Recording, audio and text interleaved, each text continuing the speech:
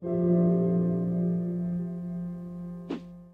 there was plenty going on in the news this week, whether it's in the national news where we learned of the horrifying extent of Canada's residential school system and the cultural genocide of our Aboriginal populations, or I suppose on the lighter side, in the local news, where the runaway High Park peacock captured Toronto's imagination. The news that really grabbed me this week came out of Quebec, where it was announced that 3 major tobacco companies are being forced to settle a class action suit to the tune of something like $15 billion. The historic ruling stated that these companies were putting profits ahead of people and being intentionally deceitful about the adverse effects of smoking. The 3 companies, which are Imperial Tobacco, JTI McDonald, and Rothmans, Benson & Hedges, that's all one company, Rothmans, Benson & Hedges, are expected to pay something like $1 billion to smokers and the families of smokers in the next 60 days alone. Now, I personally think that this is a really great thing, and I say this as someone who's an on-again, off-again smoker,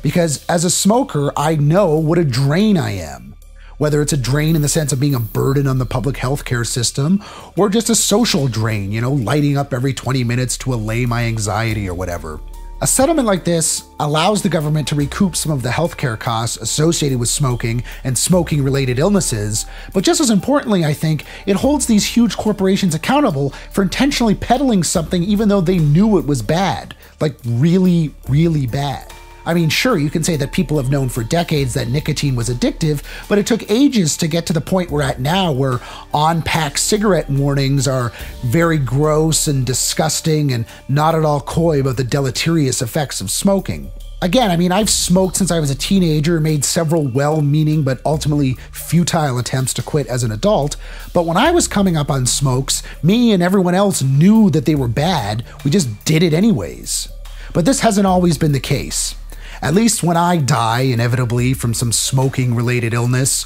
my skin all disgusting and leathery, and my voice hoarse, and my lungs filled with tar and mercury and other toxic goop, I'll know that it was nobody's fault but my own.